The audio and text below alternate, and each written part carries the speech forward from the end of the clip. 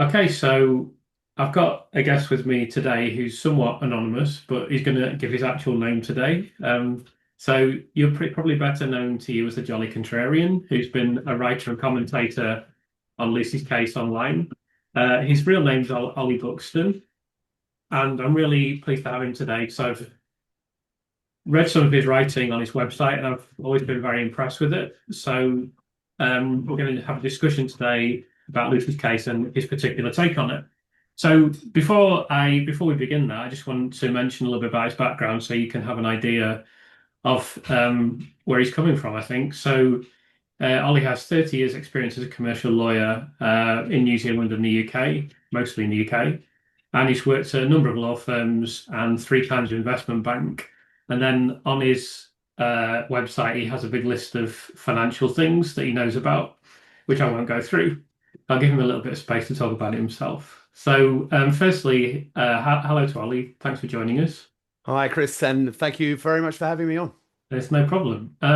So I mentioned that you've got a legal and finance background. So do you want to tell us a little bit about that firstly?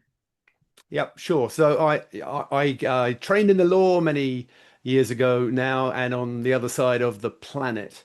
I'm a New Zealander, qualified as a lawyer in New Zealand, and in '97 came to the UK and signed up with a commercial law firm and wound up working in the world of finance. And it's probably not what I would have guessed I would have done, and I don't think it's what anybody who knew me guessed I would have done. But it's funny where your life takes you. So anyway, I in this very arcane world of financial derivatives and stuff like that, started writing down all the know-how you need, and it's all quite technical and specialist, and you have to remember stuff. So I started doing that. I found a good way of doing it was on a wiki, a website. It's built on the same sort of thing as Wikipedia, and as I kept going, the thing got a bit bigger, and I tend to be, an autodidact, and I learn things, and I like, in order to make the job of writing the wiki more palatable to me, because it's a useful tool for me primarily. I'd entertain myself by bringing in odd concepts, trying to make it funny or whatever, and that sort of stuff. And so that's it. It's primarily the content of the wiki is primarily this sort of financial derivatives world, but I do stray over onto other things. I've mostly spent my life as an in-house lawyer. So that is a lawyer that works for a bank or a company. I don't work for a bank anymore. Um, and that's quite an interesting particular take on it, because external lawyers that work and law firms have a certain worldview, and internal ones have a different worldview. And so, just anticipating a question about how I got interested in what am I even doing commenting on the Lucy Letby case. It's a great question, and some of the people on the prosecution side often point out that I don't really know much about the criminal law, and rightly so. But it came via a couple of similar sort of justice array, miscarriage of justice or injustice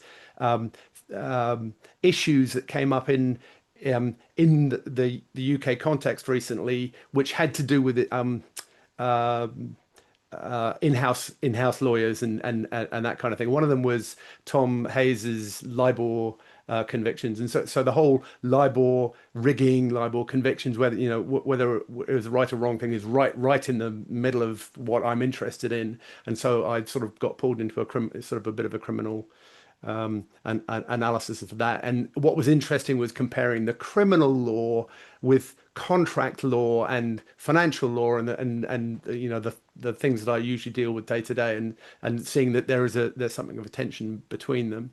And the other one was, of course, the Post Office Horizon inquiry, which was a ghastly, just quite staggering miscarriage of justice, which is played out over a number of years, and is all to do with internal lawyers. And internal lawyers are kind of supposed to be, oatmeal, boring, quiet people that work in cardigans, and you park them behind the photocopiers, and they really just do board resolutions, and they'd never hurt anyone, and don't do anything of any use. That's the basic conception of an internal lawyer. And in the Post Office Horizon inquiry, it turned out that the way the internal lawyers were interacting and behaving and thinking about things, often without really intending to or understanding what was going on, was incredibly damaging. And so it became interesting to me that, goodness, my apparently harmless oatmeal world view and role in the bigger picture is actually a little bit more important than that, and it's important that I don't get it wrong. So I became very interested in that, and then got really pulled into this Lucy Letby case from a position of just nodding along with it, as I think most people probably did in the first place. It sounded pretty open and shut. And I stumbled through X.com, Twitter, through the New Yorker article about 18, 19 months ago, and went in really just to pile in to be my sort of usual smug, self-righteous self, just tell whoever the person was that had posted about this that it's nonsense. She admitted it. Everyone knew that Lucy Letby was guilty and this sort of stuff. And was confronted with, well, why don't you read the article and see what you think? And read the article, and then thought, goodness me, that's there's something to this. And as it is a real rabbit hole for sure. Everyone that's in it, whichever side of the debate that are on, you just get sucked into it and you get drawn deeper and deeper. And the real challenge I've found is to try and not get sucked too far into the weeds. But I think everyone has a take. And there are so many different aspects of it. And coming back to sort of my autodidact about the law thing, so I've become much more interested in how the criminal law works in comparison to how the civil and commercial law works. And this Lucy Letby case really could not, if you wanted to learn about the criminal law from scratch and only look at one case ever, this has got everything. It's incredible. Court procedure, rules of evidence, expert evidence, psychology, statistics, all of it. So it's a one-shot education, and so I've just sort of kept running along with it and trying to pull out what I see as the interesting different aspects of the case as I go. Yeah, that's really interesting. Of course, I think many people have had this situation of being not informed about the case and assuming that Lucy's guilty. Then, as soon as they start to look at it, they're like, "Hold on a second." Yeah, I think that's very common. I've heard that a lot. Um, so you mentioned the post office inquiry and LIBOR. So I'd like to firstly talk a little bit about those more, and particularly how these sort of systemic failures have relevance to Lucy's case. sure.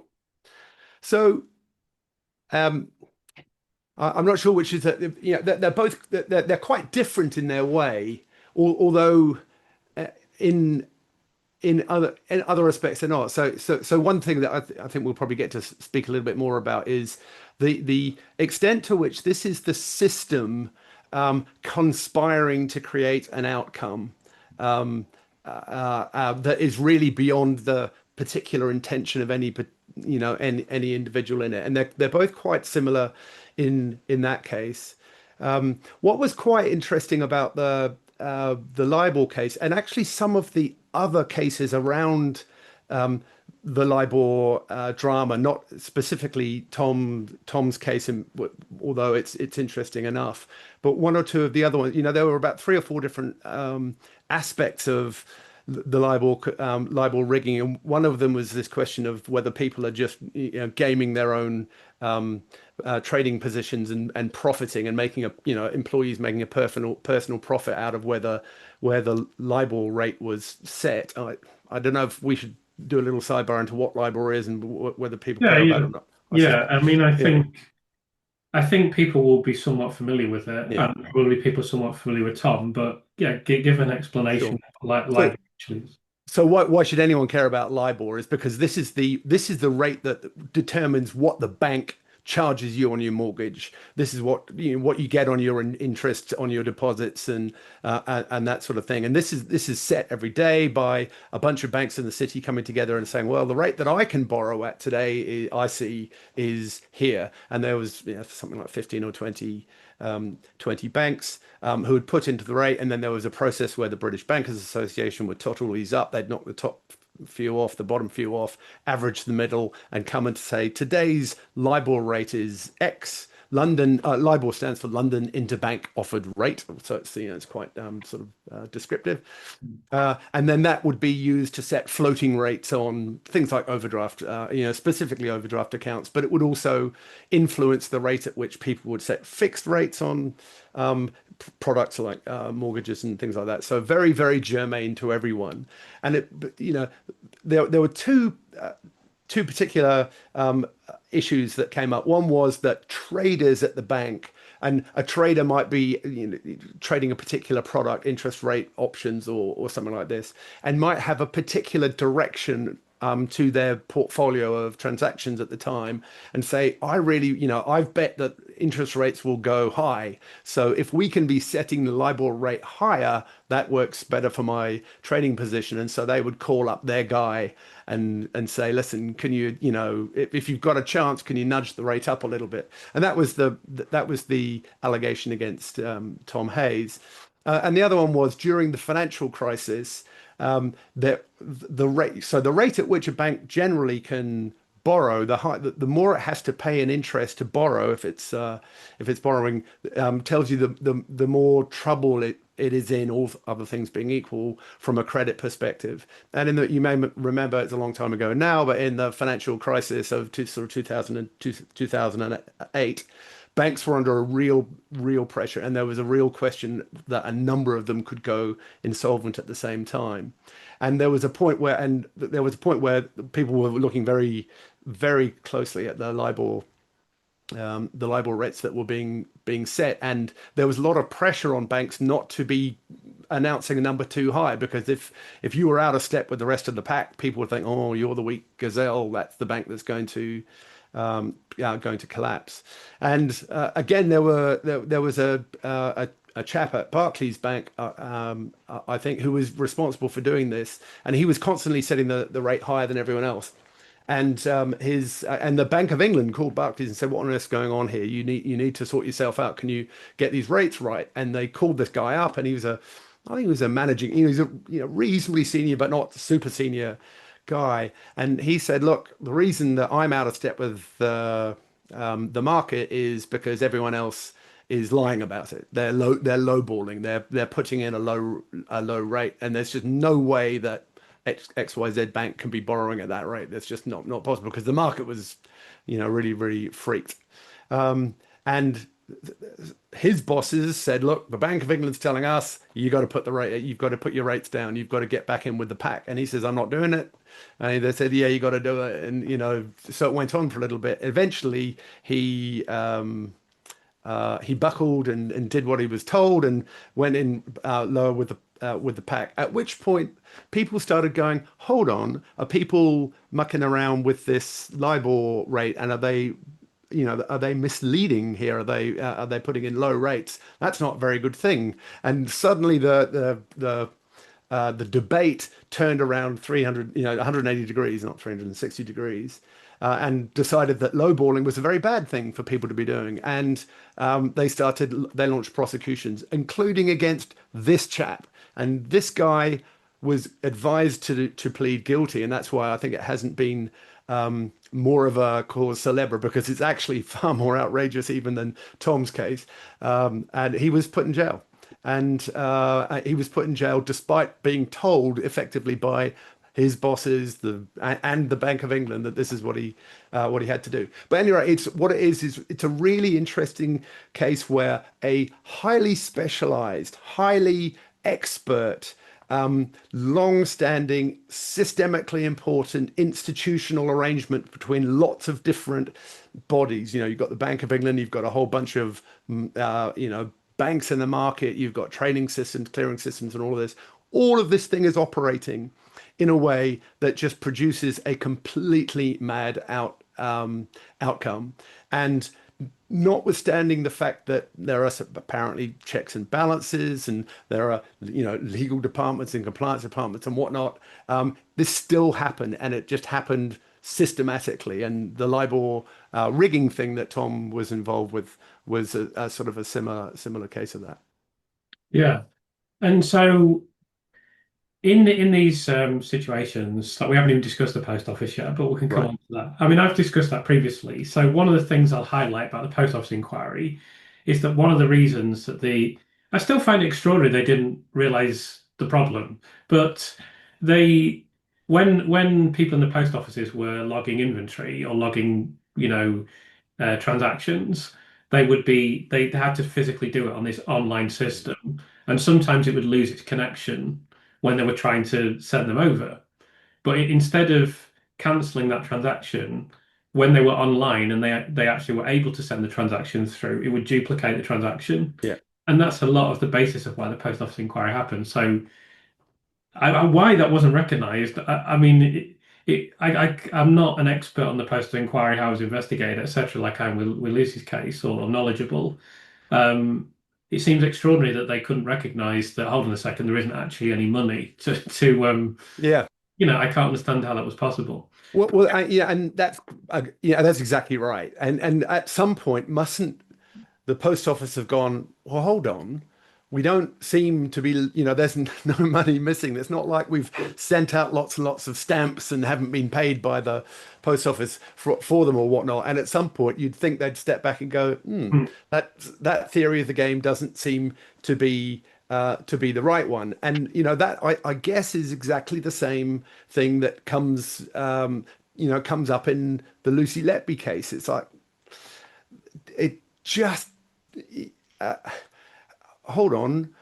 Why isn't there any evidence? Why is there nothing that anybody can sort of say or do that actually points to definitive actual action, court, doing something that's sort of fishy or soupy or whatever. There just doesn't seem to be any of that. And there are these other things that could have happened. And it's sort of crazy. Look, we're, in the post office horizon, we've just introduced this brand new system nationwide across, tens of thousands, literally tens of thousands of post offices. I think it's tens of thousands. I think it might be 11,000. And it's the first time we've ever done that.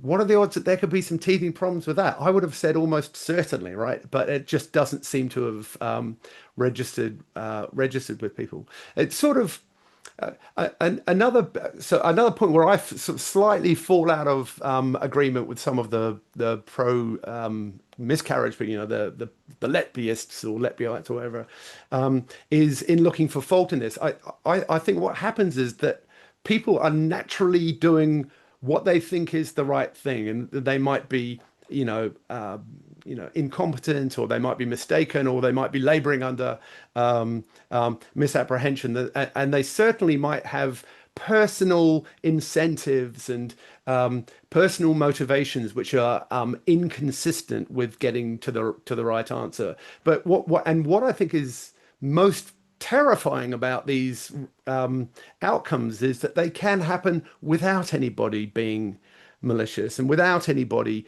actually intending to do an absolute mischief to 900 post offices or innocent LIBOR submitters or diligent nurses. You know what I mean? It's that's the thing that I think is the crux of this. This is the thing that if I were, well, me, if I were you people, I would be most worried about as hell's bells. This can happen without anybody really thinking anything's wrong. It can happen again. It can happen all over the place. Yeah, well, I think just simply the fact the post office and Lucy's case have both occurred indicates, in a relatively short time frame. Obviously, there's been other miscarriages of justice, but what unites the post office inquiry and Lucy's case is that but the defendants, obviously, there were many more defendants in the post office inquiry. They were required to defend themselves against Mm. something that didn't happen. Yeah, That's at least with LIBOR, you can say it happened. There was LIBOR rigging and fixing. Obviously, we disagree strongly with individuals being scapegoated for it. yeah, That was completely wrong. But at least you can say it happened. Lucy now finds, with the Court of Appeal, we're going to talk about the court process and various things as we continue. Lucy now finds herself having to prove to the Court of Appeal that she's innocent of something that doesn't even exist. Yeah. And she has to make them understand that now, and her defense have to. And that's one of the things I find really hard to understand. Again, another aspect of the post office that we didn't mention is that in Lucy's case, there's a spike, fair enough, and then it goes down, which is what can happen. But with the post office inquiry, there must have been an extraordinary spike in fraud because there must have been almost no, historically, the post office existed for however long it had. There must have been almost no fraud because just little local business. Yeah. Maybe occasionally someone had their fingers in the till. Who knows? Then all of a sudden, there's Yeah. this, but no one can see because, and it's. I think you kind of talked about it to some extent, but it's like it's an unwillingness to see that the system is failing sometimes. Yeah. And there's also a sort of a blind faith in technology. And this is something, I'm getting to be a really old and cranky man.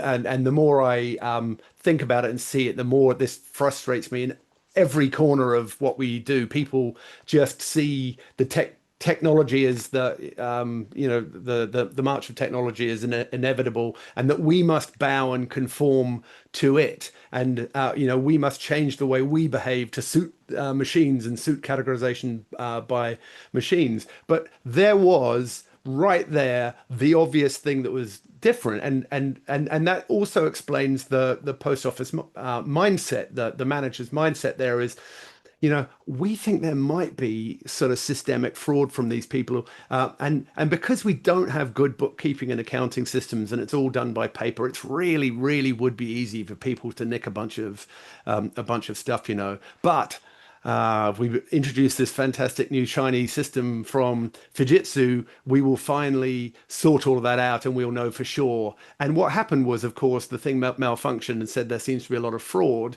And there you go. That's confirmation bias. Haha! I thought there'd be a bit of fraud with these, these suffering sub postmasters, and I've got them now.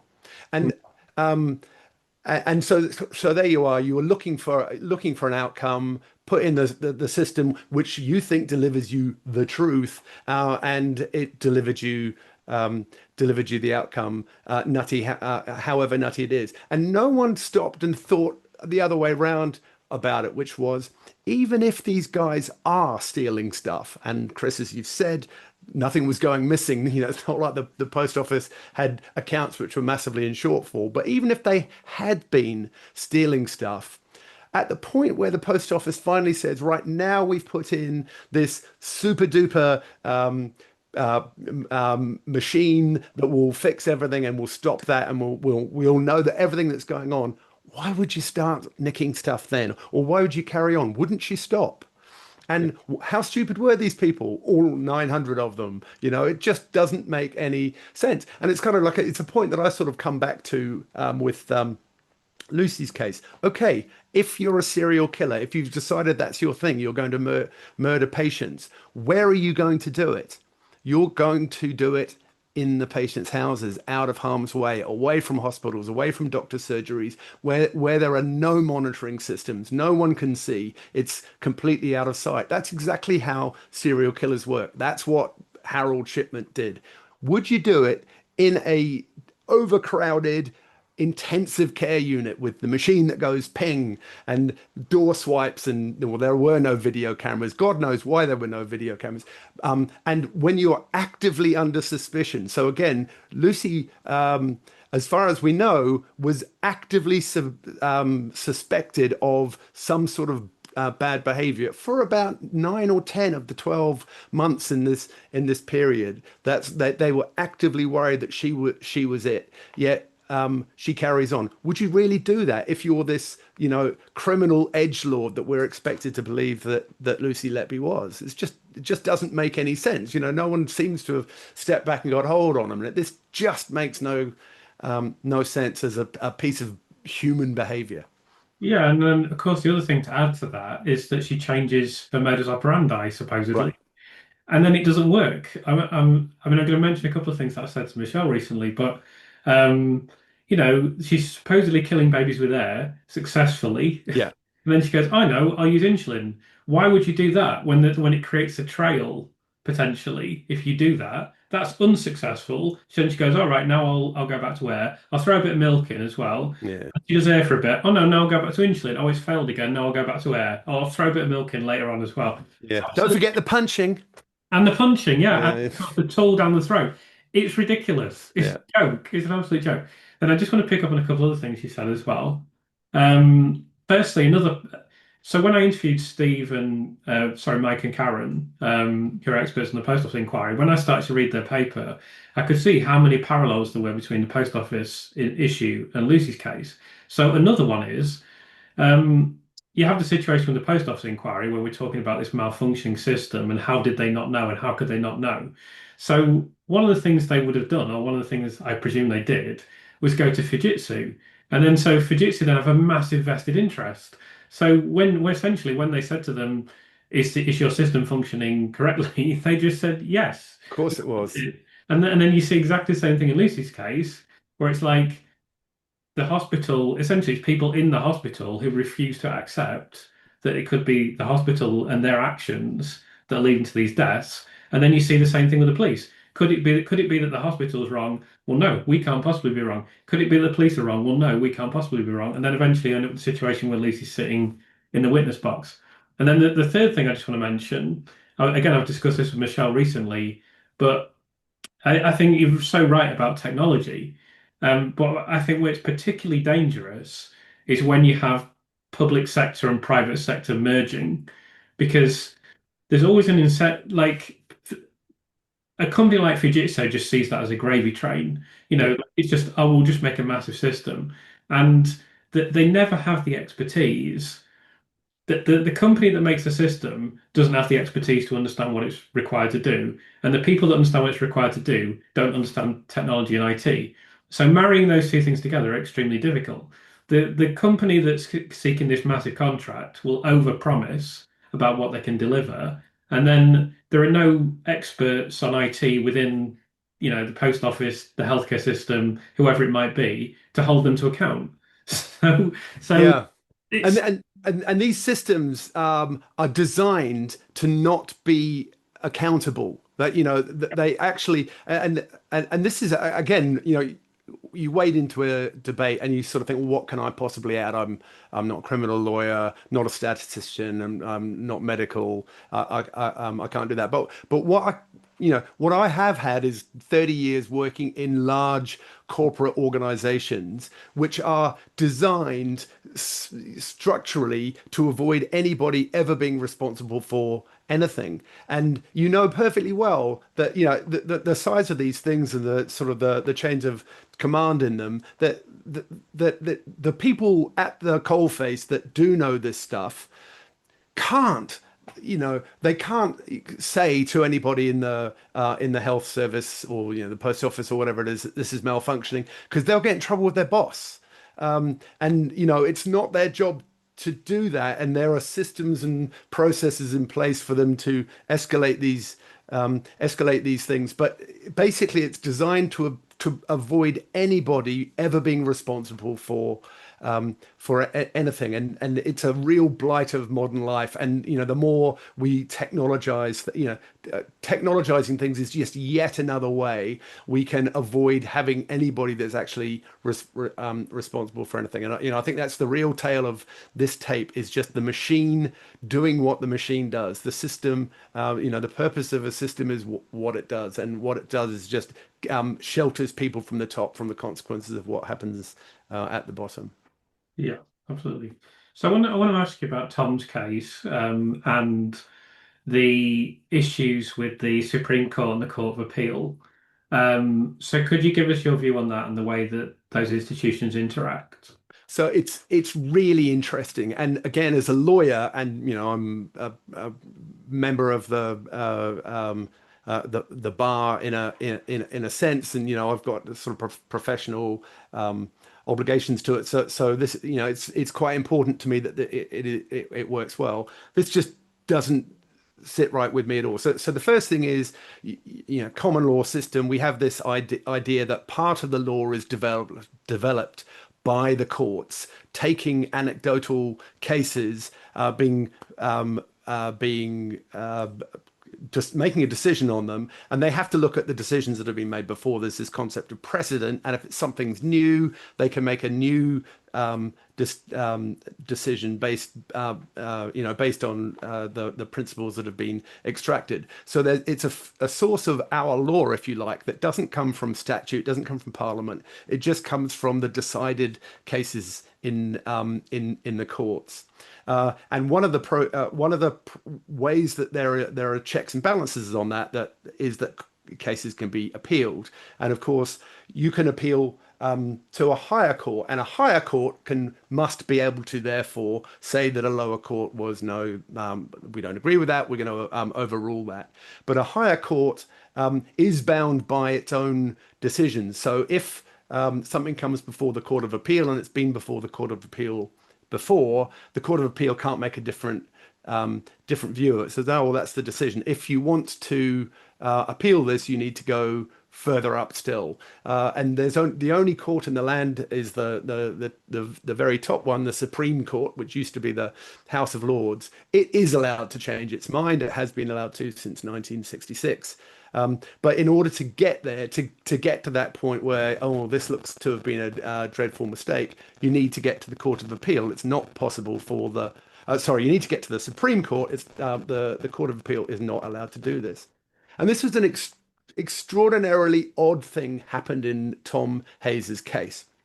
So again, I'm probably going to get in. I'm going to make a fool of myself and talk about things I don't really properly understand, and B, get into a bit of legal procedural detail. So apologies for both of those to the extent I get this wrong. But the criminal trial was in the Crown Court. I think it was probably in the Old Bailey, but that's at a level below the Court of Appeal. But Tom's case was extremely complex, probably even more complex actually than Lucy's. And we know Lucy's is one of the most complicated cases in modern jurisprudence. But it's extremely complicated. There's all kinds of questions about what sort of evidence you can give, what questions can be asked, what's in scope, what's out of scope. And often the court will go during the trial, hold on, this is a really important question. We can't go on. If the jury hears about this, then they're tainted forever. So before they hear about this, we need to think about it. And the court will say, well, I'm bound by such and such a rule, but I can see your argument here. We need to kick this up to the Court of Appeal to have a look at it. I think I'm right in saying that the libel case had been appealed on an interim basis. They call it an interlocutory appeal 4 or 5 times. So it had been up, give you a decision, go down, and then it would carry on. And some of those decisions were made. In fact, all of them pretty much were made against the defendant's interests. So they were ruled against the defendant.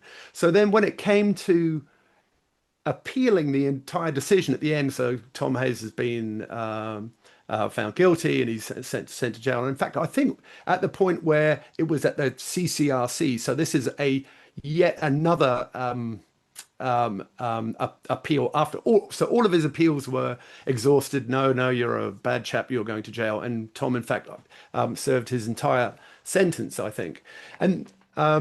And then another question arose as a result of a decision in America. So there were also libel prosecutions taking place in America relating to Deutsche Bank, a chap called Matt Connolly. And not long ago, sometime last year, his case was completely thrown out by the US District Court of New York, I think. Just said this is just outrageous. What he's done isn't against the rules. The rules say that you have to pick a rate between of the available rates that you could borrow. That's what he did. Doesn't matter that he was favouring his own book. It's within the rules. Just this is ridiculous. Throw it out. At which point, Tom rightly wants to clear his name, even though he's out of jail now, goes to the CCRC uh, and says, look, come on, this is exactly on all fours with my case. Uh, I should have another crack at this. And the CCRC agrees, puts this to the Court of Appeal. And the Court of Appeal go, yes, but the problem is we've already made this decision in an appeal. You actually raised this case 3 years ago in an appeal. So even if we were persuaded by this New York court's arguments, we can't make a different decision because there is already a decision of the Court of Appeal on this case. Now, on this question. Now, ordinarily, if the Court of Appeal thinks, this one seems right, they'll find a reason for saying, well, the last time the defendant was wearing blue trousers and you were wearing red trousers, so that's different. So we don't have to look at the last that last case. We can it's different. So this one isn't quite the same as the last one or whatever. Being slightly facetious about the red trousers, by the way. But they said in this case, unfortunately for you, Mr. Hayes, the decision that is the precedent that we're bound to follow is the decision in your exact case. So therefore, we can't change our mind. And so sorry, even if we wanted to, which by the way we don't, we're unable to change our mind, and it creates a complete nonsense in the court, because what's the point of the CCRC referring something to the Court of Appeal if the Court of Appeal is not able to change its mind even if it wants to? So you say, just appeal it to the Supreme Court. Well, and so you should be able to, but you can only appeal to the Supreme Court if you have the permission of the Court of Appeal. Even the Supreme Court, which is the Court of Appeal's boss, right? Even the Supreme Court can't come in and say, I want to hear that case. And in Tom's case, it was only even got to the Supreme Court because they certified a different issue, which I think they thought was probably sort of an interesting intellectual question, but it doesn't really go to the heart of the matter here, so we can let the Supreme Court have a think about that. And when the Supreme Court got the judgment, they said, right, it's in front of us, we're looking at everything, swept the whole thing aside, and just gave really quite an excoriating judgment, criticizing from the first line of the judgment, criticizing the Court of Appeal and the way it carried on. So that this is the problem that you've got, and it seems reasonably well acknowledged in the criminal law cases. So this isn't just some commercial solicitor shooting his mouth off. I've heard the Law Commission say this. I've heard a number of barristers say this. The Court of Appeal really doesn't like anything being appealed to the Supreme Court, and has a view that the Supreme Court aren't good enough lawyers and don't understand the criminal law well enough to do this, which I think is crazy, and also have an ability to stop things getting there. And we have a similar thing with Lucy. A number of the questions that if I were Mr. McDonald, I would be taking to the CCRC involve judgments that the Court of Appeal has already made.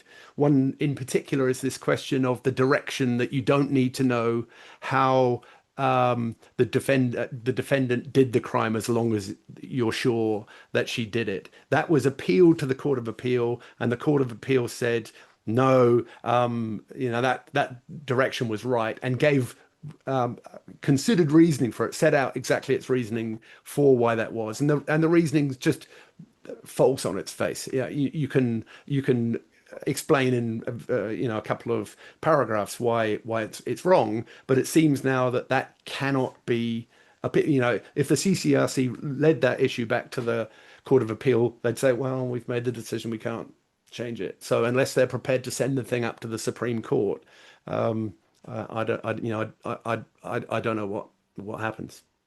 Yeah, I mean, I find it very hard to talk about the legal system because I just, for someone, to me, truth and never mind justice, the truth is always the most important thing, always. So, and that seems to be of such little concern to the legal system. I just find it very distasteful. And the fact that they will keep someone behind bars because procedurally they can, and and they're more bothered about that than the fact that in reality what they were alleged to have done didn't actually happen. I just find that Yeah. so savoury. But another thing I just want to mention briefly is that I think the word jury should be taken out of the English language, and it shouldn't exist anymore, and it should just be replaced with 12 random people that we send letters to through the post. Yeah.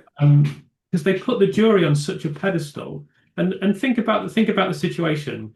So prior to getting these letters, it's just, it could be a car mechanic, an accountant, someone who works on a farm, someone who's on the dole, someone who works in a kitchen. Maybe you might very fortunately get someone with healthcare experience or Yeah. legal experience, but statistically, it's not that likely.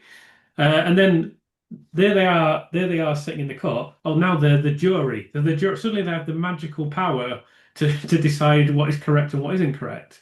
And then we put their decisions on a pedestal. Oh, it's the jury, but the jury decided. Like the Mm. lust to cite the jury, the jury, the jury. And then the court case ends. They just go back to their lives. Yeah. We don't give them any particular credibility ever again. They just exist in their previous occupations. But they are systematically put on a pedestal, and for quite a deliberate reason.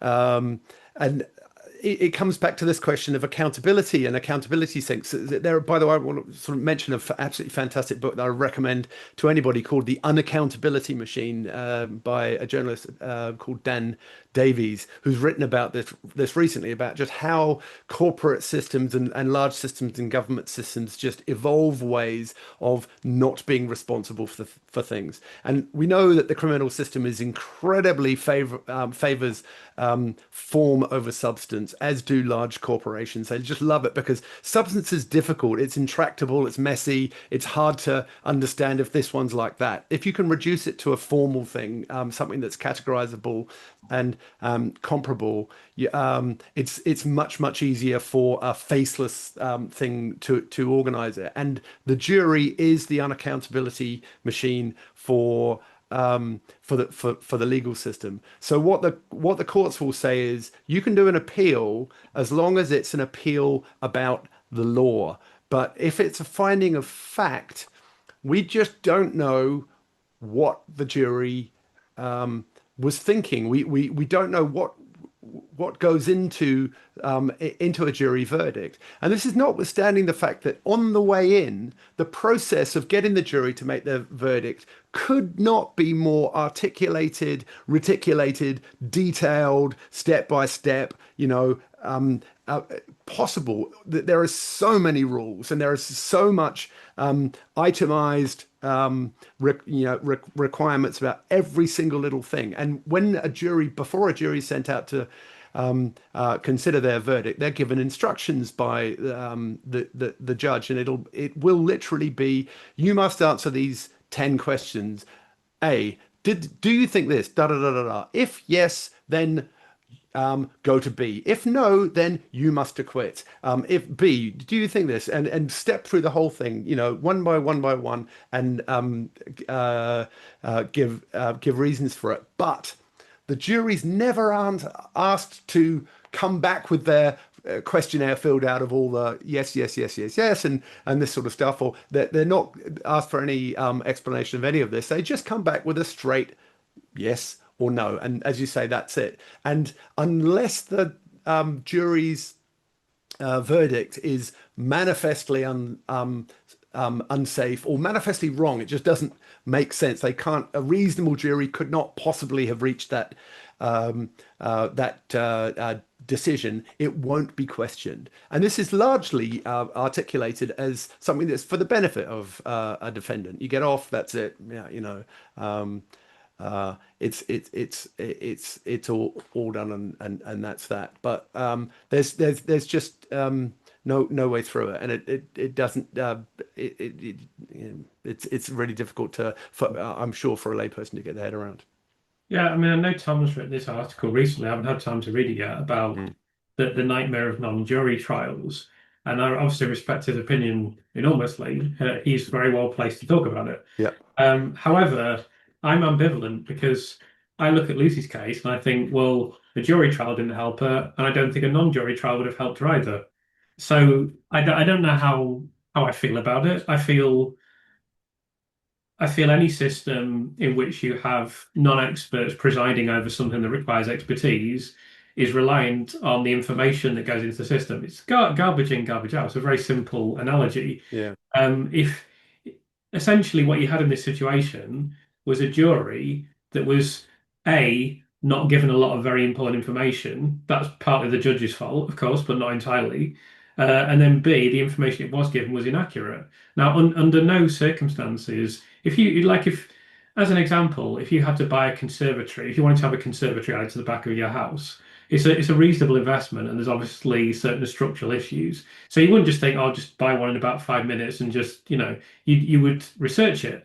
So if you were given information regarding the purchase of a conservatory, and the information you were given was inaccurate, and then you weren't given a lot of important information that you needed to know, and you were told, "There you go, that's the information you've been given. Are you going to buy a conservatory on that basis?" You would say, "No, of course I'm not. I need accurate information." And yet, in this trial, we've allowed Lucy Letby, and obviously, I know Michelle has told me it's estimated that between 2% and 10% of criminal convictions are unsafe, and that the person is actually innocent. So that would mean there's between 2,000 and 10,000 innocent people in prison. So this is happening quite regularly. Mm. Enough information is being used to make these very important decisions. Yeah. Can we park that 2 to 10% one, because there's a really interesting Yeah, point about that which I'd love to come back to. But the first one is, yeah, you're absolutely right. I don't know. Have you ever been on a jury? I haven't personally. I know people that have, but I've done it twice, and it's a fascinating actually, can experience. I just tell you a story Yeah. before we go into that? So I think my researcher won't mind me saying that she was on a jury and they got the wrong decision. Yeah. And I think that's partly why she feels passionately about this. But please continue. Yeah, yeah. So it is a fascinating decision, and it's fascinating for so many reasons. This whole business about jury trials being done away with for financial reasons as well. Because one thing is it's unbelievably inefficient. There is so much sitting around, Mm. and you get very little time actually, even when you're on a trial looking at it. But what's quite clear is the jury just does what the jury does, and it really will depend on how people are feeling. And sometimes people just are not logical about things at all. And so I've had the two cases that I sat on. One of them was a drugs case, and one of them was a sexual assault case. And it made a very, very interesting, very profound point to me, which I think is germane to Lucy Letby's case. And so the first one's the drugs case. It was a guy in North London that had been selling rocks of rocks of crack cocaine, banged to rights, done with the whole thing. Was found with 71 rocks on his possession. He was sitting in a car under in a dark street in Bounds Green or something like that, and had £5,000 of money on his person, and this sort of stuff. But the case against him was poor, and they'd failed to do a bunch of things. And the defense barrister, I think probably because he's a drug dealer and he could afford a really good barrister, I'm not sure, but the defense barrister ran rings around the police and the police witnesses and made them all look pretty stupid. And when we retired to the jury room, and I have to be careful, I wrote a newsletter about this too. I have to be careful. One of my friends pointed out, because you're not meant to say anything that ever happened in a jury. It's a criminal offence to do that. And I'm not giving any details about what the case was, but there was definitely a vibe that A, the police have done a poor job here, and B, it's drugs. Mm.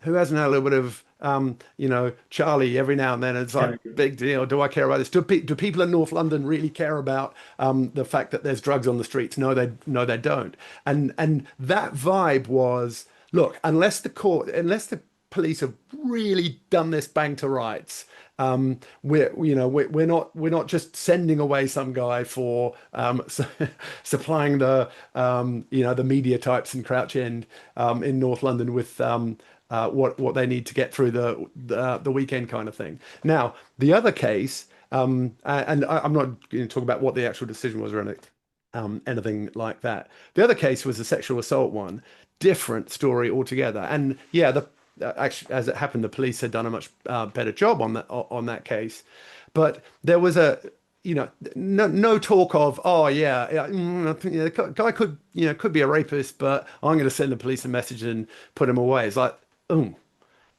this is serious. This is outright. If this guy's a rapist, he's going to jail. I'm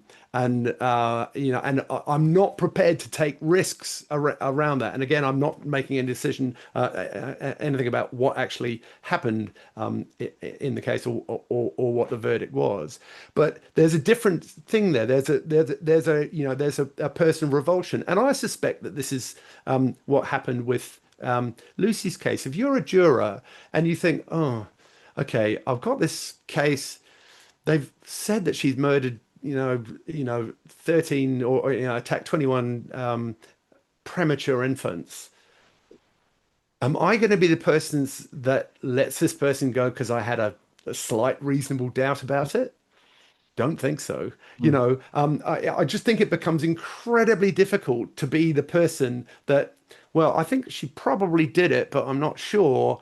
But yeah, let her go. If she's, is there a worse crime that anybody could possibly commit than the murder of defenseless, premature, sick infants? I think you'd have to go to like a genocidal level. Right, right. It is. It's literally genocidal level, and I think that possibly explains it. Particularly in a context where there wasn't a great deal of defense evidence, and it sounds like the cross-examination that she was subjected to was pretty rough as well. So yeah, so it's yeah. So let me comment on that. So the important thing I think that I must mention with regard to this is that the prosecution did everything they possibly could to make it an emotional case. Yeah. And I just don't think that should have been allowed. And I've said that explicitly. I've written it explicitly in my book. If you allow eyewitness testimony when the eyewitnesses have tangible evidence that can add to the case, not, oh, it was really upsetting for me. Yeah. Yeah, well, I'm sorry to hear that. That's terrible, but there's no relevance to the case. Yeah. I think it's abysmal that that was allowed to be put in a court for it's. I mean, I've worked out somewhere. I still haven't published this information yet, but I've worked out precisely what percentage of the court case was devoted to each aspect of the evidence. Yeah. So, what percentage was police just asking the police stuff? Yeah. What was actually new scientific evidence, or Dr. Evans and Dr. Bowen, basically with a little bit from the others, because they were still Dr. Evans and Dr. Bowen were approximately 90% of the expert witnesses' time in court. The others altogether were about 10%. The hospital, mostly it's the hospital. A lot of the court case is just people in the hospital going, we had no idea what was happening, basically. So, and then of course there's the eyewitnesses, and the eyewitnesses are almost as big in terms of the amount of time as the actual medical evidence in the case. Yeah. And that just should not be allowed, unless the only way it should be allowed was if the eyewitnesses actually saw something. And of course, we know as well, the prosecution lied about this. The prosecution in the closing statement said, oh, the mother of child E and child F caught Lucy Letby red-handed. How that is allowed to happen when it's agreed evidence that she didn't, I don't know. But yeah, I mean, my reflection would be, what you're saying is, I think, very logical. It's very emotive when there's infants, and the prosecution lent on that, which should not happen, because obviously, even if Lucy was guilty, she could theoretically be guilty. Yeah. We know that she isn't, but in a parallel universe where she actually did this, even so, you still don't use emotive evidence. You use because it leads to a less safe conviction by definition. Even if that conviction is actually correct, it's still an unsafe conviction because you're not using valid evidence. Yeah. But Look, that's exactly it. I mean, I don't know she didn't do it. Actually, nobody does. And I think we need to. That needs to be reiterated. As often as possible because people on either side of this just get massively bent out of shape and are just way too certain about stuff that we just literally have no information about, which is why there's so much of this comes down to probabilities. But yeah, and this sort of comes back to the point about the percentage of people that are convicted. The truth of the matter is the system says you have to be certain, and that means as a logical conundrum, as a logical consequence of that is if you're not certain, someone, even though they did murder someone, they do not get convicted. They go, they are let off. They go away scot-free. That is what the justice system has signed up to, and there are perfectly sound reasons for that because the more the lower you go, and the more I need to catch every possible criminal, the more innocent people you catch in your net, and it's an absolute zero sum game, and it's not possible to be absolutely certain because if the rule is you can only convict people if you're absolutely certain, nobody goes to jail for anything either. Now, so burden of proof, something that the prosecution people on the internet, and certainly not saying about the prosecution people in the trial because they did know this, but everyone else seems to completely misunderstand this question of burden of proof. In a criminal case, the burden of proof is on the prosecution. The defense does not have to prove anything, and the prosecution doesn't have to prove it completely. They've just got to almost prove it. It's this sacred, famous expression, beyond reasonable doubt. And beyond reasonable doubt, people won't say this in law lectures and stuff like that, but it's generally accepted that it's like 98% certain, 95% certain, you're almost all the way there. And it's just to get you across aliens could have come down and abducted her and, all this sort of stuff. It's no fanciful. I just can't imagine how that possibly happened. But that is the standard to which the Crown has to get. I cannot for the life of me understand how in a situation where you're not even clear that they were murders, these things could have happened without there being any murder. I cannot for the life of me understand how there could have been no reasonable doubt about that. That's the starting point for me. But yeah, the corollary is, however, if the thing is nice, so if you must convict as long as you're 98% certain, that means statistically 2 out of 100 defendants you will convict even though you were wrong about them. So you can be 98% certain that someone was guilty, but that 2% can come good. And, on statistics, that will happen 2 times in 100. And as it turns out, that's more or less what does happen. If you look at the overturning of convictions rate in UK, there's something like 600 murders a year in the UK, and the CCRC overturns about 25 a year. So there really is, this is systemically, structurally what the court system is designed to do. And overtly, I think if you walk through the statistics with a Court of Appeal judge, even Mr. Justice Gort, he would have to accept that, yes, I understand that this system will put 2 innocent people away out of 100. That's just what it's designed to do. Now, as I say, that's design choice that we don't, I think, have any choice about. That these things have to happen. But the answer is you need, therefore, to have an appeal system that can quickly correct those errors and acknowledges them, realizes that they were there, and quickly sort them out and get them right. When court does its mad thing and gets that, the 2 in 100, it needs to be corrected. And the problem is the Court of Appeal and the criminal justice system generally seems to be in utter denial about this, and they don't accept that they've made errors. All of the famous miscarriages of justice, Birmingham 6, you name it, Andy Malkinson, these took years and 4, 5, 6 goes through the Court of Appeal before they finally go, oh, crikey, it looks like we've got this wrong. Sally Clark, another classic case. And so that's the challenge for the criminal justice system, the legal system now, is you need to do better at righting wrongs. Yeah. There's something that I would like to say about this topic is that I read we obviously we broadly speaking on this channel, almost entirely speaking, in fact, about innocent people that go to prison and that being a mistake. So we should acknowledge as well that I'm aware that guilty people have gone free. Of course. That's inevitable, and sometimes it's for horrendous crimes.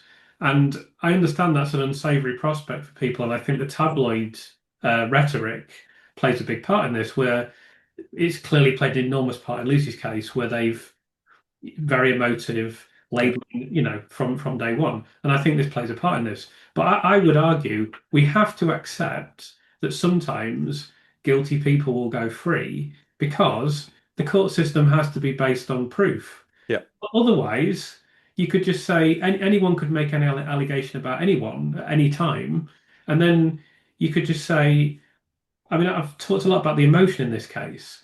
If it's based on emotion, if it's like, oh well, this would, I mean, I've had people in the comments section argue it doesn't matter if the conviction is wrong. Generally, people have answered this. It doesn't matter. What matters is it something that society wants to see happen, which I find incredible. But basically, if you're going to take that argument to its natural conclusion, why even bother having a court system? Why not just take an affected party, someone who's affected by a crime, and just say to them, what would make you feel better? Would it make you feel better if we lock this nurse up? Yes, it would. We'll blame her. Yeah. Why even have, it'd be a lot cheaper. There wouldn't be any backlogs in the court system then, because you could just immediately. There has to be a burden of proof, and therefore, it's obvious that sometimes innocent people can go to prison, and sometimes guilty people will be set free. But you can't have a system that's based, or you shouldn't have a system that's based on emotion, because that makes it more likely that you'll make bad decisions. Yeah. So, and this is the problem in this particular case, right? Is there is no knowledge, and the prosecution case supporters just don't seem to be able to wrap their heads around this.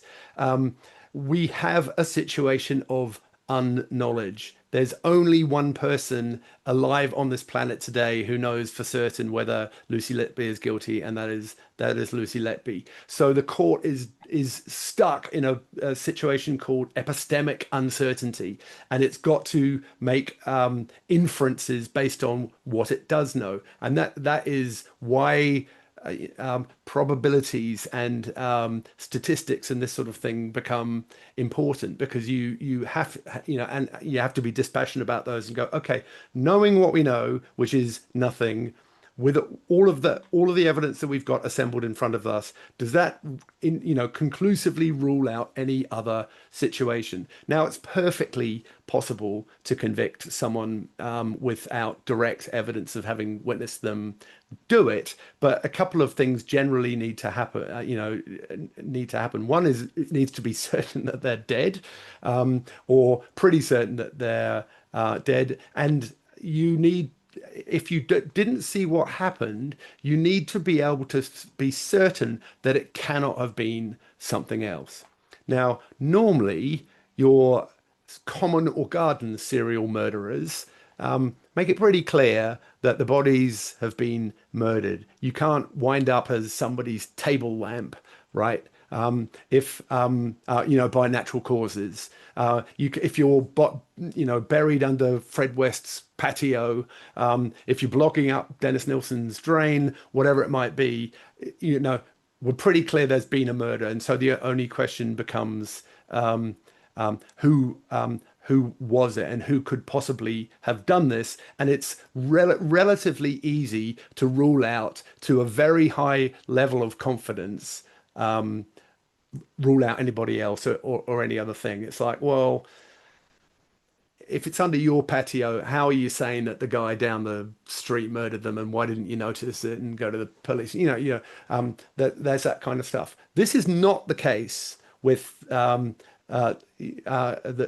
Lucy's conviction, because there are alternatives that haven't been ruled out. They didn't do the differential diagnosis to say it couldn't possibly be this, and I don't think you could at the point where the experts were looking at the evidence. They haven't ruled out that the insulin machine was malfunctioning, and in fact there seems to be reasonably good grounds for believing that it was. They haven't ruled out that there was pseudomonas infection or whatever it might be. These things remain on the table, and so as long as these things are on the table and there is a minimalist possibility that it could have been one of these other things, I just don't understand how a conclusion of reasonable doubt can arise. Yeah, very fair comments. So let's get into discussing some of the specific aspects of the case. So I know that you have, I think, written a fair bit about the statistical aspects and you're interested in this. So can you give us your view on that firstly, please? Yeah, so it's the statistical aspect I find particularly interesting, and I've learned an awful lot about statistics as a result of this. And there is a particular branch of statistics called Bayesian inference, which becomes very useful, very important tool, and it's incredibly counterintuitive too. And I'm not sure if you've ever heard of the Monty Hall problem, Chris, but it's quite a good one for illustrating how unintuitive Bayesian statistics is. Okay, so imagine you're on a game show, and I'm the game show host, and you've won. Oh, you know the question, yeah? Okay, so that's the Monty Hall problem. I've got three doors. You get to choose one of the three doors, and behind two of the doors there are goats. Not sure what everyone has against goats. I'd quite like a goat, but nonetheless, behind the third door is a Ferrari, say. So you make your first choice, A, B, or C. You just choose B, for example. Now the host says, I'm going to open up one of the other doors, A or C. And hey presto, opens up the door, and look, there you go, there is a goat. And the question is, what do you want to do, Chris? Do you want to stick with your choice of B, or do you want to change your choice to A? Now, the intuitive answer most people have is, doesn't matter. It was 1 in 3 choice. I had a even choice between the 3 doors, chose one. You've opened one of the doors. Now it's a 1 in 2 choice. I've still got an even choice. Doesn't matter. I stick or twist. Doesn't make any difference. And the actual answer is, well, it does make a difference, because you chose, at the time you chose, you had a 1/3 choice. You've elected one. The host, on the basis of your choice, has opened up something else. So he's effectively showing you that the other door has a 2/3 likelihood of holding the Ferrari, and you have only got your 1/3 likelihood. And even when you tell people this, and I think even statisticians sometimes argue about it and don't believe it, but nonetheless, it is true. And a good thought experiment to get around it is to say, imagine it was 1,000 doors. You chose one of the 1,000 doors, and like 999 are goats, right? And so I open up 998 other doors, all of which have got goats. And you're going, okay, you're going to still stick with your first one, or you're going to go to the other door? And people go, well, obviously I'm going to go to the other door, because the Ferrari's obviously behind that one. So and that is the point about Bayesian statistics. You have to start off with what you know, and then after that add in. You start off with what's the abstract probabilities of this, knowing nothing about the situation. What would I expect to have happened?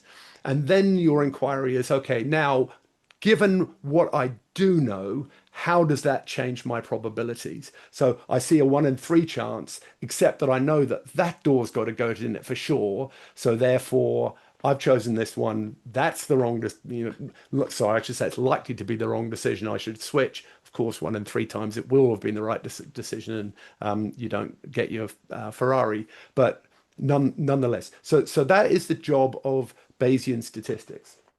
And so what we have got here, and I think this is something that really frustrates the prosecution side, is that all the defense arguments are of this abstract, probabilistic, like, in the abstract, we think it would be unlikely that anybody would be a serial murderer, let alone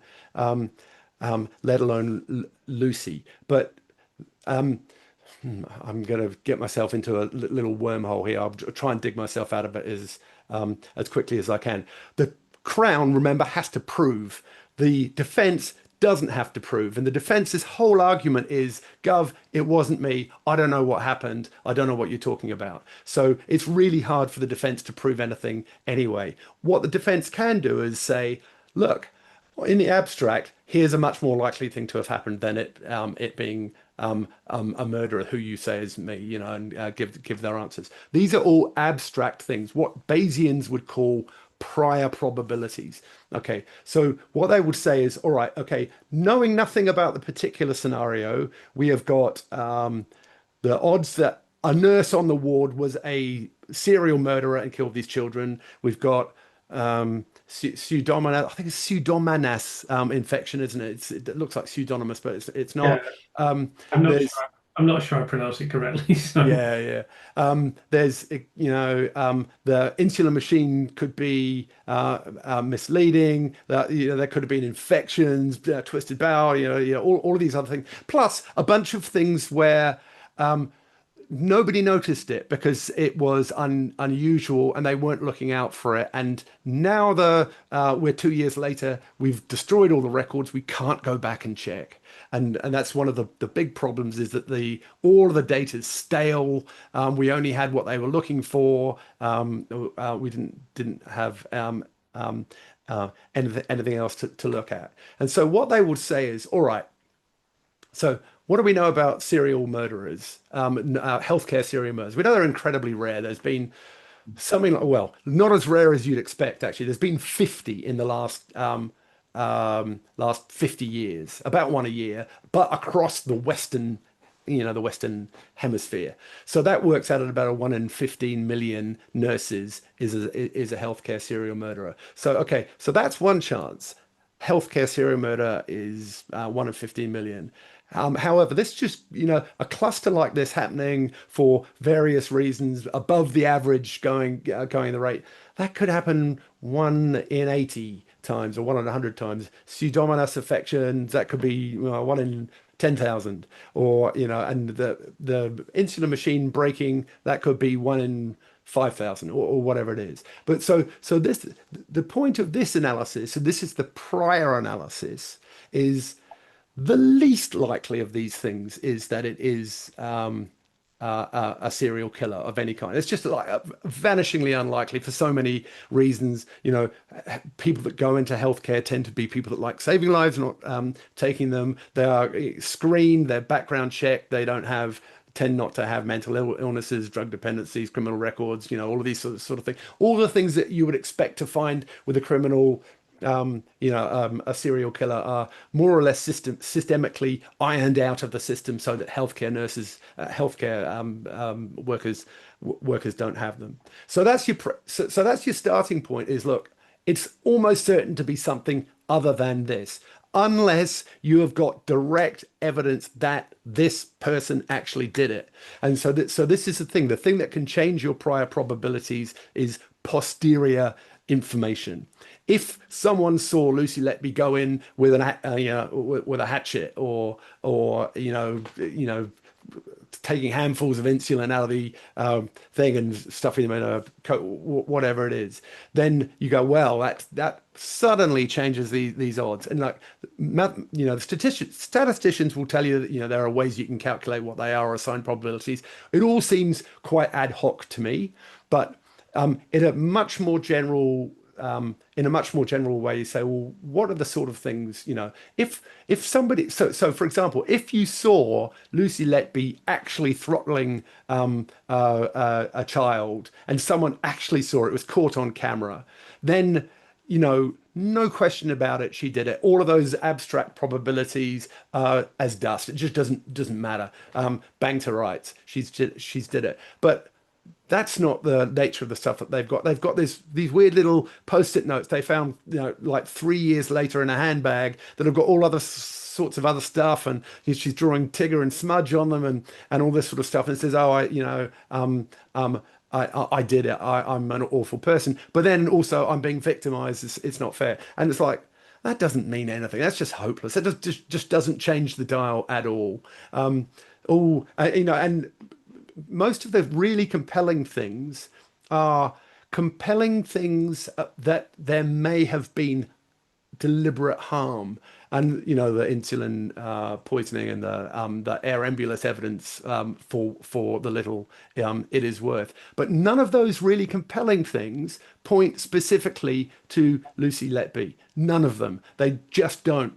There is only one thing that points specifically to Lucy Letby, and that is that she happens to have been in the building on a large number of these occasions, not all of them, and a large number of these occasions. And we can talk, and you probably don't want to, about how the charges were selected, and they weeded out the ones where that she wasn't there, and so of course she was there, and this sort of stuff. But as a piece of inferential evidence, that's just not very strong at all. And you would expect something better than that. And so this is the why the statistics are incredibly important, and the prosecution folk just don't want to hear this. But unless you can change that dial and start saying, look, the base rates don't look good for your case at all. This just doesn't look like a healthcare serial murder case at all. So where's your smoking gun evidence? And it needs to be good smoking gun evidence that actually implicates this person, and not just, well, no one can prove that it didn't happen, which you hear quite a lot. You're stuck. And so right back to the top of the argument. You may still be certain it's her. You may have a personal conviction in your heart deep down that she must have done this, but there's no evidence, there's no logical evidence, there's no non-emotional grounds for accepting that. And so this might be hurtful to you, and you might not like it, but this person should not be in prison. That's it at its basic core. Yeah, and a lot of the things you raise all add up to a reality, which is that if the court case was run again tomorrow, Yeah. they can't use the same prosecution case. They literally cannot, because it'll be demolished, Yeah. absolutely demolished in court. And Yeah. it's a fundamental failing of the criminal justice system that it wasn't demolished in this court Yeah. case. Yeah. Uh, and there's nothing else you can say about it. And anyone that believes otherwise is either delusional or stupid. Yeah. I don't know which one, or maybe it's a bit of both. But there literally is. Well, I suppose the other possibility is they don't know anything about the case. Anyone that knows about the case and believes otherwise is either delusional or they're stupid. I mean, it's just as simple as that. There's no way they could possibly run this prosecution case again. If there is a retrial, they will have to come up with something else. And they will not be able to put the chart in court, and they will not be able to say, oh, look, Lucy Letby was the only person that could have done it. Oh, look, Lucy Letby was present again. That's just gone. That is absolutely So, gone. and the thing, of course, is you can't put up something else for exactly the same reason that Mr. MacDonald is struggling a little bit at the moment. Is you can't put up fresh evidence for the defense either. The court is just as likely to say to the prosecution, well, hold on, you can't introduce all this great evidence that she did X, Y, Z now. Your time for doing that was 3 years ago. Of course, we have these, phantom additional charges, which the police are still talking about, but I'm not My persuaded. understanding is in a retrial, not in the Court of Appeal, but in a retrial, they could craft a completely new prosecution case. So obviously it would look utterly ridiculous if they said, "Oh, we don't think the infants died due to air embolism now. We Yeah. they died to something else." But that, as far as I understand it, they are allowed to do that. Yeah, yeah. Actually, I dare say you're right about that. Query whether that's sort of an asymmetry in the justice of the situation in itself. But I also wonder whether if they did that, the defense could, lead cross-examinations. Well, this is the first time you've mentioned it, 13 years later. Yeah, Yeah, there's been a couple of trials. How come this didn't come up last time? And that sort of stuff, which would be quite the irony, wouldn't it? yeah. If Well, the thing is, it would be calamitous, but then Yeah, putting the original prosecution case in court would be calamitous as well. So yeah. that's why I don't. I mean, Mark has said there will definitely be a retrial. He said that explicitly. The prosecution will go for a retrial, I doubt it actually. but I doubt it as Yeah. well. Look, clearly Mark MacDonald's a criminal barrister of great renown and knows a lot more than me, but I just cannot see how the Crown could put up a case second time. And I wonder whether that is one of the reasons that people are really hesitant about engaging with this thing, is because that would just be so, if you've been convicted of 22 murder, you're the worst, female serial murderer in history, worse than Myra Hindley, right? This is that bad, and you're being let out and sent home without any actual, having been convicted by a jury and put away without any process actually exonerating you and saying, well, okay, we accept that you didn't do it, or case hasn't been proved. I think that would that would sort of shock the system to its core a little bit. I mean, and this sort of ties up the Bayesian point a little bit too.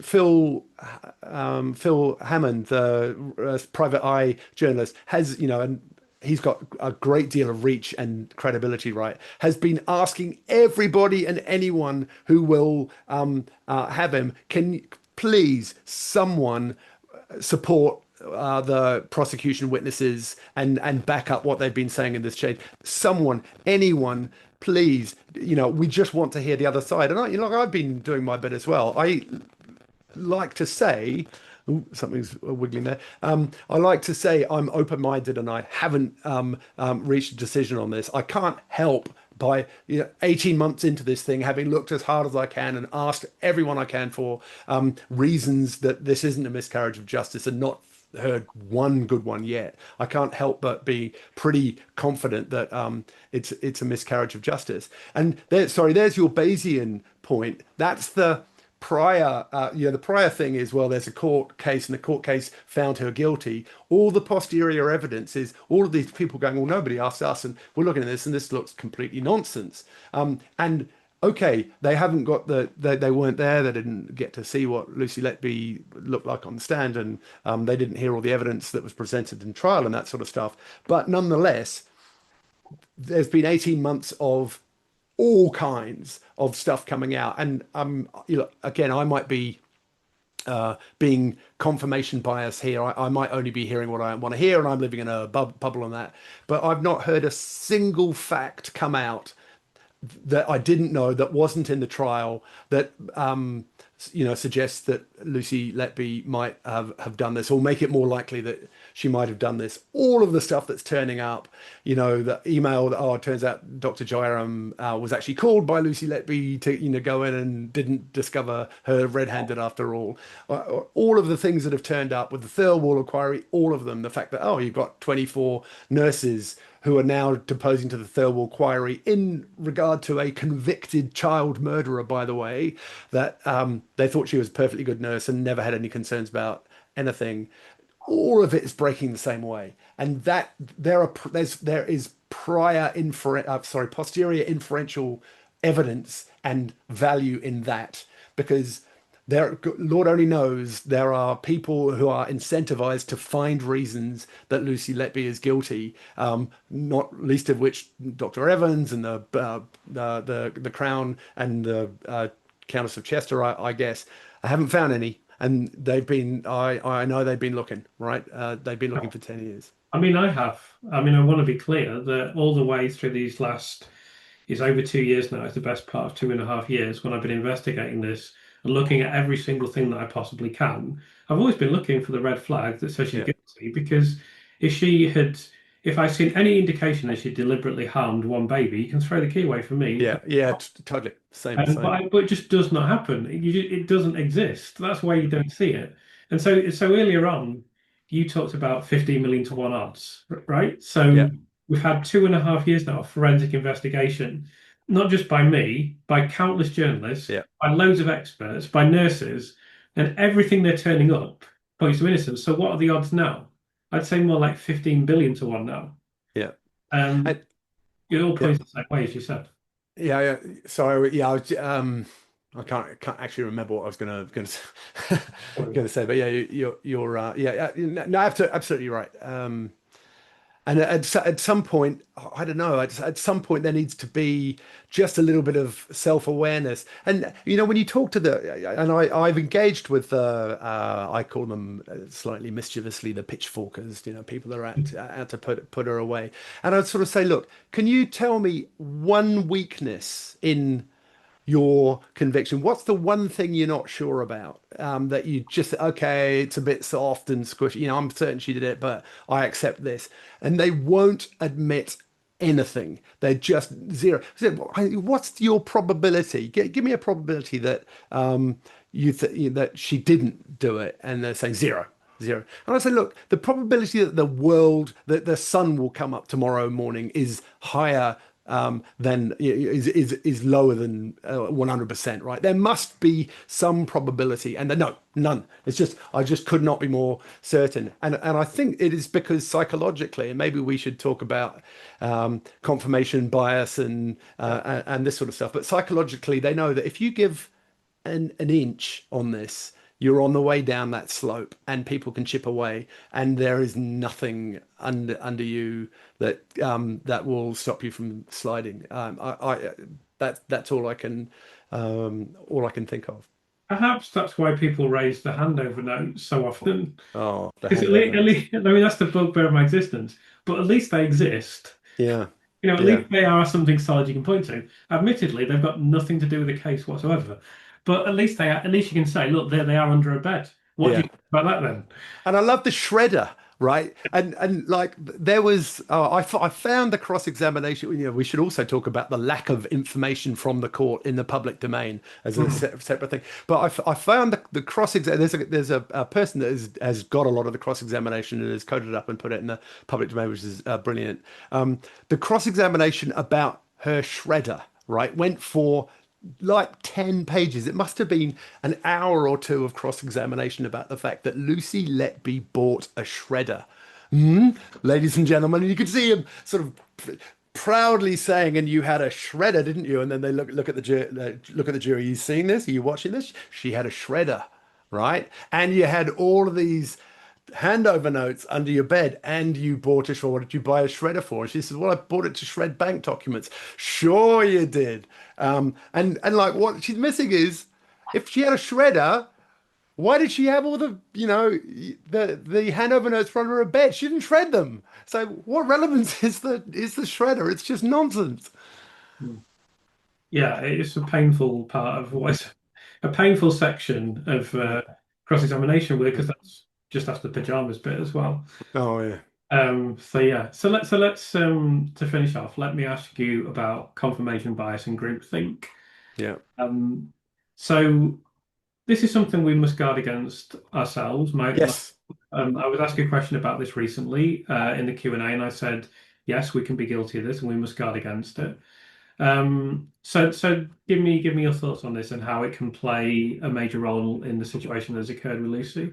Yeah. So firstly, I am permanently worried that I am subject to confirmation bias, and I have been from the off, because it's one of these oubliette, down the rabbit hole cases, and the further down the rabbit hole you go, the more you find what you are looking for, and that is exactly what confirmation bias is. You see a pattern, you overlay it, and anything that doesn't match your pattern, you just discard, and you just keep going. And so yeah, I'm definitely aware that I could do that. I could be guilty of that too.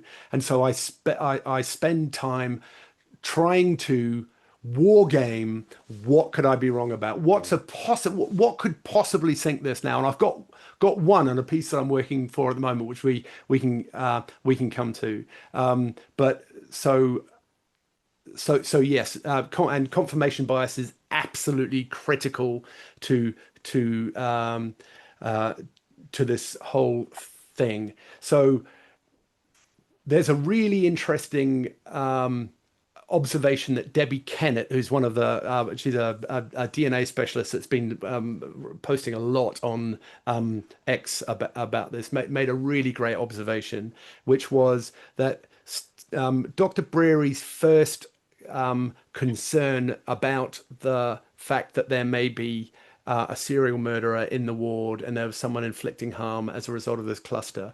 This happened, I think, 19 or 20 days after the conviction of Victorino Chua for healthcare serial murder with insulin at the Stepping Hill Hospital, which was something like 40 miles away. Okay. So if ever you wanted to have anchoring, priming in your head, oh God, what horrifying thing this is. There could be something like that happening. He's could not be more primed for it. It just couldn't be closer than that. And I think once you've got that narrative overlaid, everything looks at the world in those terms. Yeah, absolutely. So you mentioned that you're working on something now. So do you want to discuss that? Yes, and it's going to sound like a little bit of a pivot, but it's this great question of the waiver of privilege in the CCRC provision, and I've just so waiver of privilege has become something of a shibboleth for the pitchforkers. They're just, what's going on here? Why isn't she waive privilege? Why aren't they doing this? And so it's partly through ignorance of what legal privilege is and why you would ever waive it. But I was just working through this and looking for, okay, what's the worst possible case scenario, and I think I've found one. So let me lay it on you. So what's a waiver of privilege? So ordinarily, anybody who goes to see a lawyer has got this thing called privilege, and anything that you say to the lawyer, anything the lawyer says to you cannot be disclosed. You don't have to disclose it. You don't have to reveal it. No one can ever make you do it. And this is like not just a kind of a thing. This is about as fundamental a common law right as there can be. I think it goes back to Magna Carta, if not Magna Carta, definitely the Glorious Revolution of 1668 and all that sort of stuff. This is profound habeas corpus style stuff. This is really your fundamental constitutional rights. You can talk to your lawyer, war game out anything, do anything. Should I commit? Should I acquit? What would happen if I admitted this? Have all those conversations, and it's utterly sacrosanct. Unless you decide to let the court have it, you can give it away if you want to, but no one can make you do it. Now, again, and the dear old criminal court trying to sort itself out is on lawyers who are making a meal of things, is always trying to stop people wasting the court's time and that sort of stuff. And one of the big problems I think that the court has perceived is a defendant that gets convicted, bang to rights, they did it. They sack the lawyer, get a new lawyer, say, "Oh, it's not fair. I've been unjustly acquitted." And the new lawyer says, "Rides on, I'll come in. I'll take this case to the Court of Appeal." Never talks to the original lawyer. Doesn't have any Scooby-Doo what's going on, and doesn't realise just how appalling the defendant was, and how clear cut the case was, and just charges off into the Court of Appeal and wastes everybody's time. There are a bunch of precedents that have arisen as a result of this, and they're actually quite entertaining because the lawyers are just so so bad and so inept and did such stupid things. I won't get into the detail, but at any rate, the principle that's developed is, all right, champ, if you've fired your old lawyers and you've got new lawyers, and your new lawyers want to take an appeal, and the appeal involves bringing in new evidence that you didn't present at court, before you go anywhere, before you get off the ground, we need to know exactly whether you had the evidence at first trial, and if you didn't have the evidence, why didn't you have the evidence? Why didn't you look for it? And if you did have the evidence, why on earth didn't you lead it? And you need to tell us that. And the rule has developed that you actually have to waive privilege. About you have to waive your right to lawyer-client privilege, open the kimono, and tell the court everything about your strategic and tactical decisions at the first trial. Now we can, and I suggest we don't, but we could argue the toss about whether that principle's right and is correct, and that's the right way of solving the problem. I don't think it is, but at any rate, that is the rule. And so we have now got exactly that. So we've got Mr. McDonald. He's the new lawyer. He's definitely the new lawyer. He's gone to the CCRC, and what's his big thing? Is this mountain of fresh evidence and the opinions of all these leading experts and that sort of stuff. And he's saying, look, I've got this opinion, I've got this evidence. I want to bring it.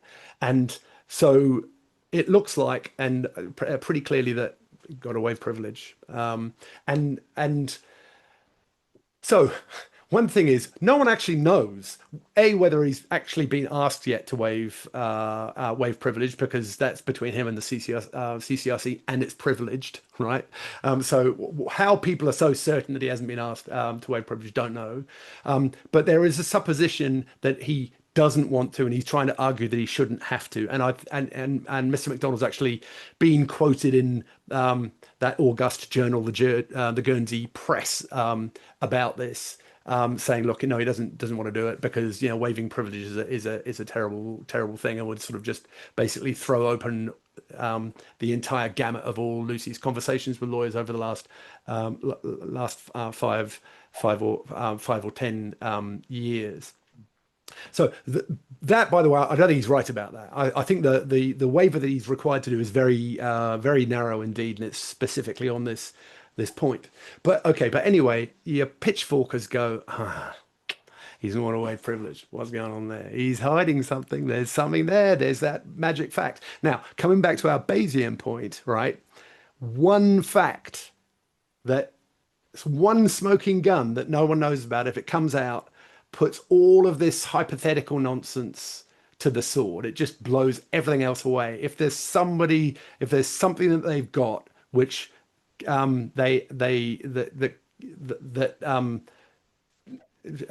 displaces all these suppositions, it's gone for all money. Forget about it. It's not worth anything. So I think the pitchforkers are like hanging on to this last hope that this is it. This is the thing. And hello, he's not. He doesn't want to waive privilege. There's something in the tag. He doesn't want to have to give it up. And there's two big mysteries. That's one mystery, is why is he not wanting to waive privilege? And the other one is, of course, why didn't the defense lead any contradictory evidence? Because as we all know now, the evidence that Dr. Evans gave and Dr. Bowen gave wasn't very persuasive, wasn't very well argued. By the sounds of it, it got absolutely annihilated in cross-examination. Jury still bought it, but nonetheless, it got demolished. Why didn't they just finish him off, bring in the alternative evidence? And there are a few barristers and whatnot chatting about it on X and on the town square, and they're going, yeah, there's something there. He definitely doesn't want to.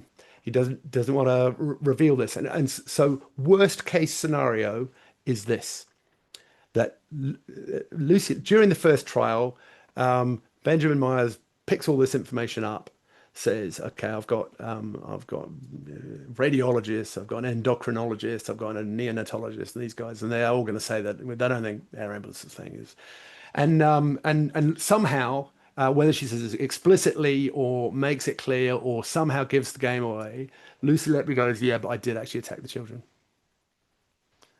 I did it.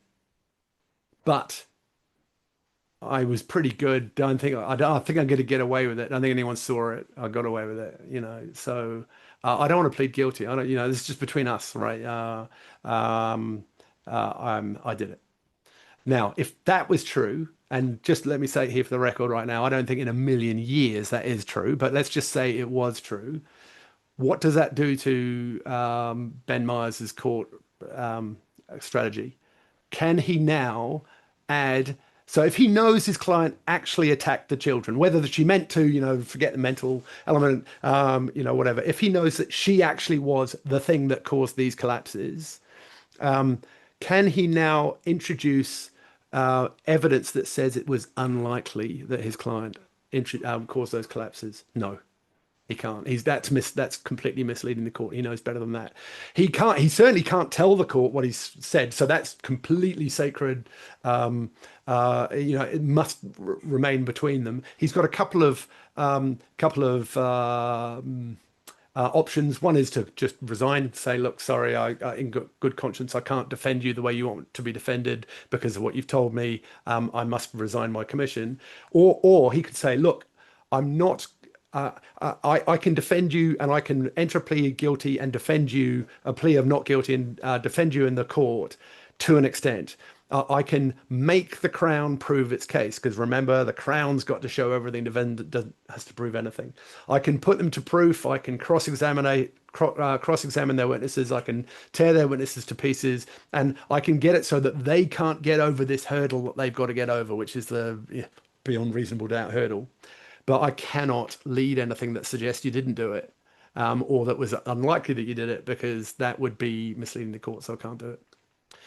So, and if that's true, and now Mr. MacDonald is coming up before the CCSC in the Court of Appeal, and he has to waive privilege, and he has to get the way you waive privilege is your counsel writes a statement called a Gogona statement, which says, okay, this is the information I had, this is what I asked for, blah, blah, blah. This is what happened.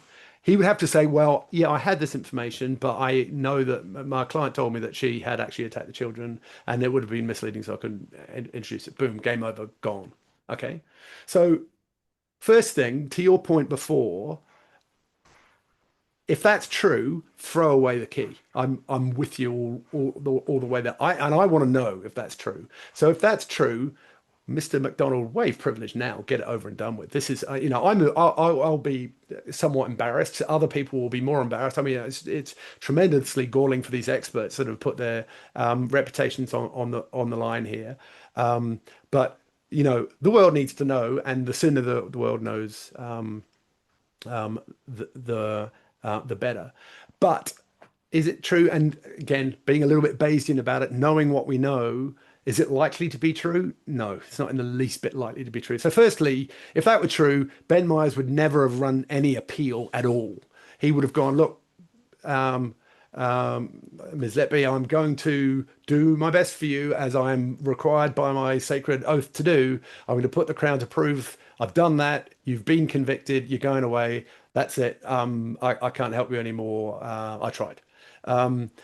And he certainly, if he was going to take the appeal, he couldn't say, hold on, judge, I've got this Shu Lee guy that says it looks like it was something else. Because again, from the same theory, he can't do that. Likewise, Mr. MacDonald, with all of his sheafs of inferential information, and bear in mind this whole stack of stuff by Shu Lee and the other experts, it all goes to the point that it is unlikely that it was her, because no one knows that it wasn't, right? This is not positively proving something else. It's just saying these things are much more likely than this cockamamie prosecution theory that it's a murderer.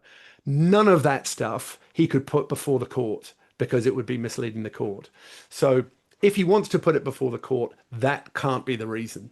So as I say, there you go. That's your last, I think, the last part, and that's why They are so, I think the pitchforker types are so clinging on to this because this is a Hail Mary, right? I think if this one's gone, they're gone for all money. There is just no possible grounds left that we think, how is this a safe conviction?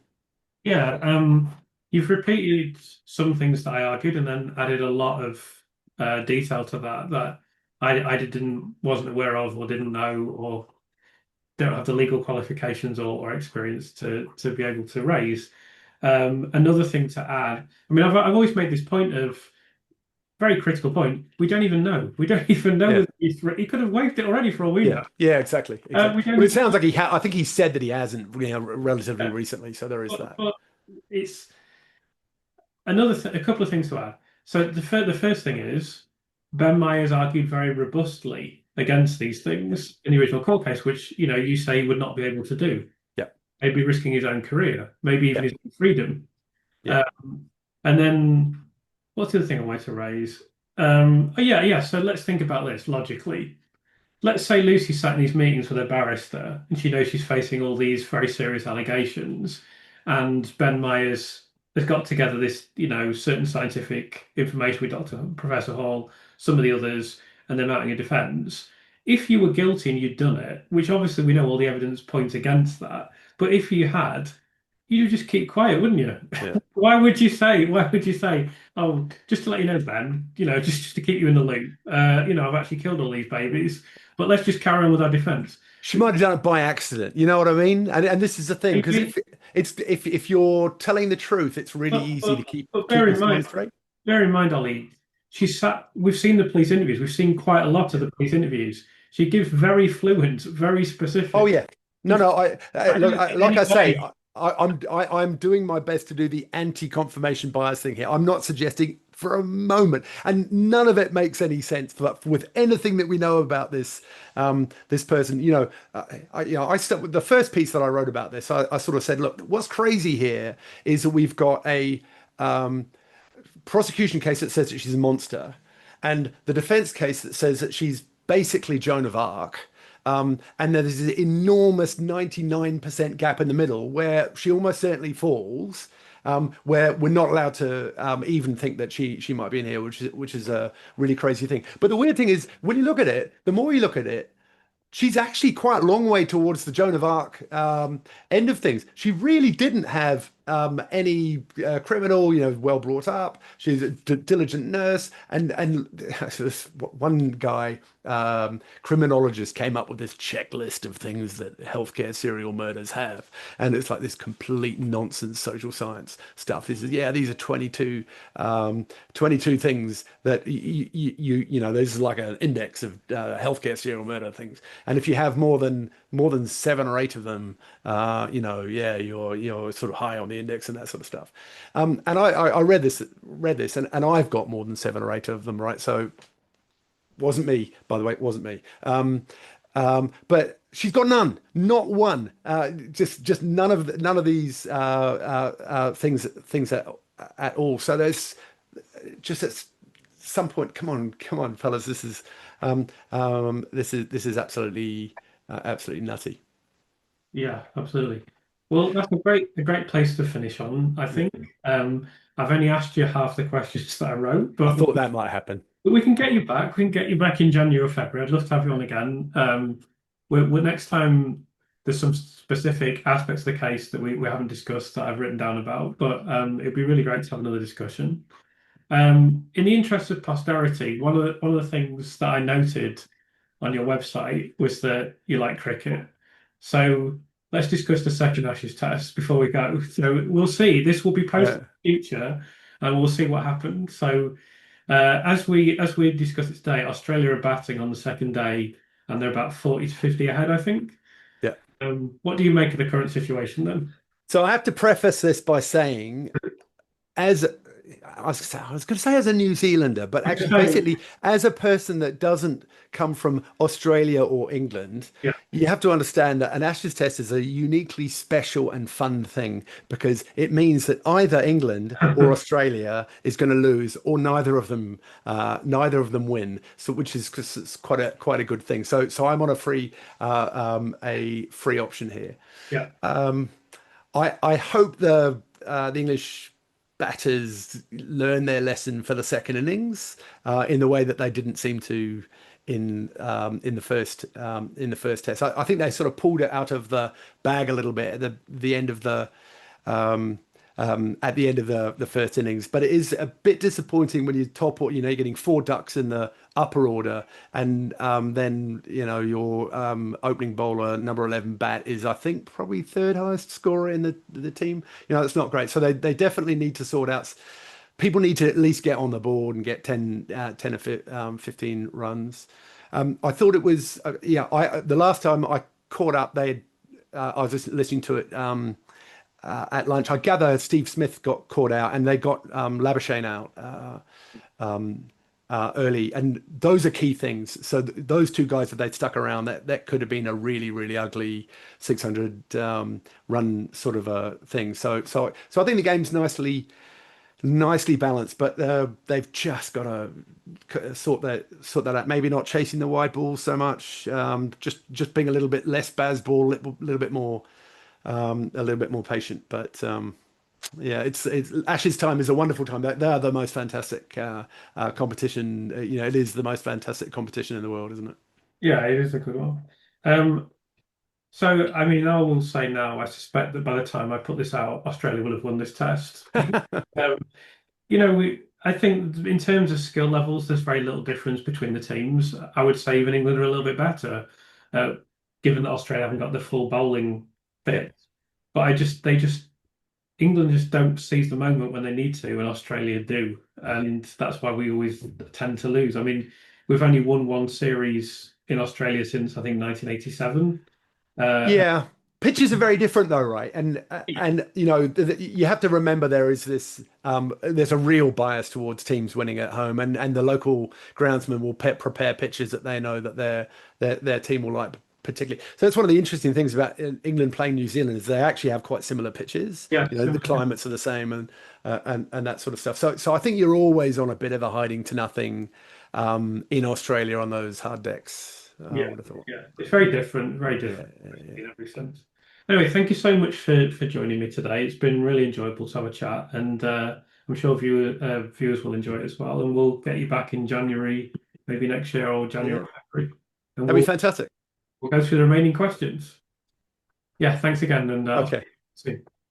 Thanks, Chris. Cheers.